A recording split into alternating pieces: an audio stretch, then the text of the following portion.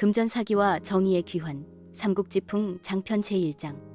운명의 만남 천하가 혼란스럽던 그 시절, 작은 고을 청주의 선하, 쉐냐라는 여인이 있었으니 그 품성이 고결하고 지혜로움이 널리 알려져 있었다. 선하는 비단을 짜는 솜씨가 뛰어나 많은 상인들이 그녀의 작품을 탐내었으나 그녀는 언제나 정당한 가격의 물건을 팔아 백성들의 신뢰를 얻고 있었다. 때는 화창한 춘삼월, 꽃잎이 흩날리던 어느 날이었다. 선하가 시장에서 물건을 팔고 있을 때 한 남자가 그녀 앞에 나타났으니 그의 이름은 위연 웨이윤이라 했다. 위연은 관복을 입고 말을 타고 다니는 모습이 위풍당당하였고 그 언변이 유려하여 많은 이들의 존경을 받고 있었다.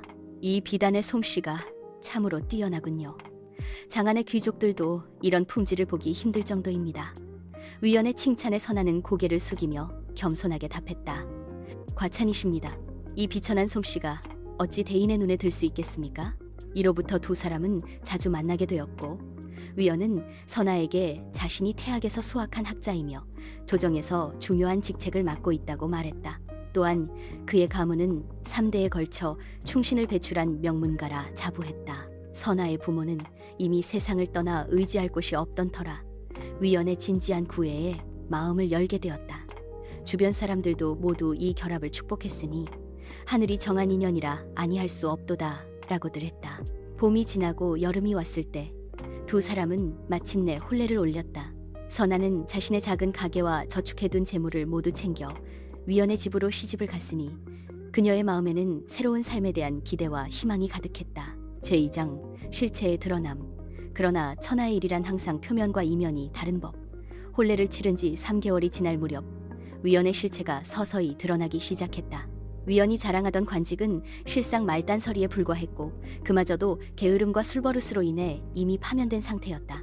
태학에서 수학했다는 것도 거짓이었으며 그의 가문 역시 몰락한 지 오래였다.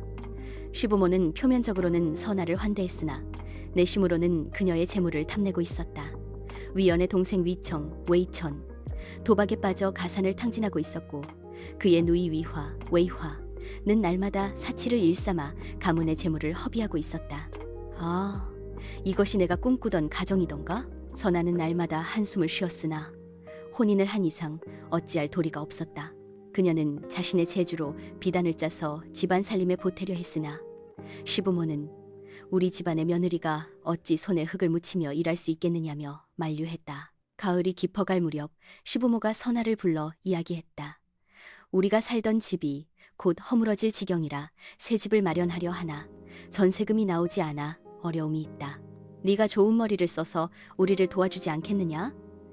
선하는 잠시 고민했으나 시부모의 간곡한 부탁에 결국 동의했다. 그녀는 자신의 이름으로 조정의 은행에서 금일만 양 이익을 빌려 시부모에게 건넸다. 걱정 마시오. 전세금이 나오는 대로 즉시 갚겠소. 이 은혜 절대 잊지 않겠소. 시부모와 위연은 한 목소리로 약속했고 선하는 그들의 말을 믿었다. 제3장 배신의 그림자 겨울이 오고 봄이 다시 찾아왔으나 시부모가 약속한 상환은 이루어지지 않았다. 더욱 놀라운 것은 시부모가 그 돈으로 허름한 집을 고치기는커녕 성북 쪽의 부유한 지역에 새 저택을 매입했다는 사실이었다.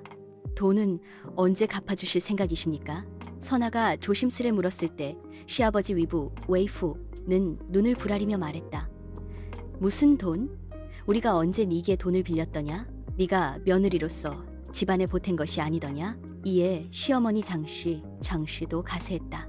그래, 시집 올 때 가져온 재물도 이제는 우리 집안의 것이니 더 이상 그런 말을 꺼내지 마라. 선하는 그제서야 자신이 속았음을 깨달았다. 위연 역시 부모의 편을 들며 선하를 질책했다. 너는 어찌 부모님께 그런 무례한 말을 할 수 있느냐? 돈이 그렇게 중요하더냐? 이후로 선하의 생활은 더욱 고달파졌다. 시가의 하인들마저 그녀를 업신여기기 시작했고 위연은 밤낮으로 술자리에 빠져 집에 돌아오지 않았다. 더군다나 위연이 다른 여인들과 어울린다는 소문까지 들려왔다. 천지신명도 무심하지 않아 선하는 병을 얻게 되었고 그 와중에도 시가에서는 그녀를 돌보지 않았다. 오직 이웃집 노파 한 사람만이 약을 지어다 선하를 간호했. 아가씨, 이곳을 떠나시오. 저들은 당신의 재물만 노리는 사악한 무리여. 노파의 조언에 선하는 눈물을 흘렸다. 내가 어찌 혼인의 맹세를 저버릴 수 있겠소. 하늘이 알고 땅이 알고 신명이 아는 일이오. 그러나 상황은 점점 악화되어 갔다. 은행에서는 대출금 상환을 독촉했고 위원은 선아의 남은 재산마저 빼앗으려 했다. 제사장, 결단의 순간 동지가 지나고 설날이 다가올 무렵 선아는 마침내 결단을 내렸다. 더 이상 이 집에 머물 수 없다는 결론에 이른 것이다. 저는 이혼을 청하겠습니다. 다만 제가 빌려드린 금일만냥을 돌려주시길 바랍니다. 선아의 말에 위부는 껄껄 웃으며 말했다. 이혼? 좋다. 하지만 돈은? 그런 것은 존재하지 않는다. 네가 증거라도 있느냐? 다행히 선아는 은행에서 대출을 받을 때에 서류와 이체 내역을 모두 보관하고 있었다. 그러나 위가의 권세가 두려워 곧바로 행동에 옮기지는 못했다. 이때 그녀의 오랜 친구 정희가 찾아왔다. 정희는 현이 아전으로 일하며 법률에 밝은 인물이었다. 선아, 너는 속았구나. 하지만 천하에 이치가 있고 법이 있으니 죄악은 반드시 벌을 받을 것이다. 내가 아는 현명한 법사 파씨, 장정을 찾아가 보자. 선아는 정희의 도움으로 현 남쪽에 있는 장정의 집을 찾았다. 장정은 수염이 가슴까지 내려온 노인으로 50년간 법률을 연구한 대가였다. 이는 명백한 사기죄여. 부당이득이니 반드시 돌려받을 수 있소. 다만 증거를 모아야 하오. 장정의 조언에 따라 선아는 모든 증거를 모았다. 대출 서류, 이체 내역, 그리고 위가가 새 집을 산 증거까지 하나도 빠짐없이 준비했다.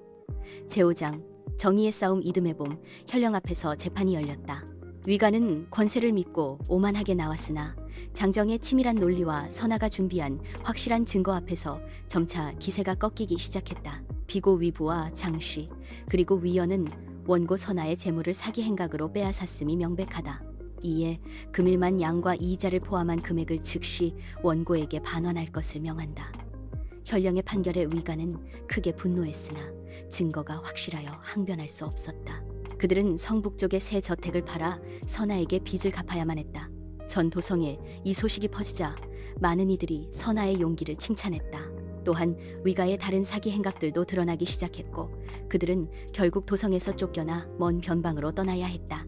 제6장, 새로운 시작 정의가 돌아온 선아는 자신의 비단 가게를 다시 열었다.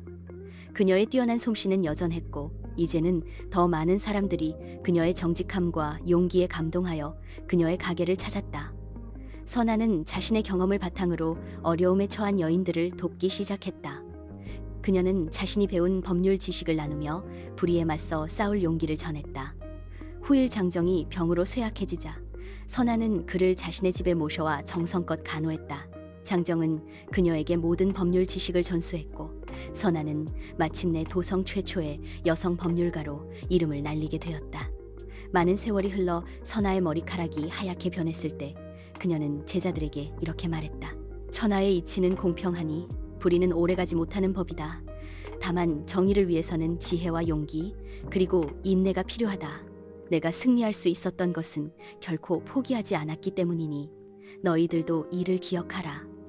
선아의 이름은 후세에도 오랫동안 기억되어 불의에 맞서 싸우는 이들에게 희망과 용기를 주는 상징이 되었다.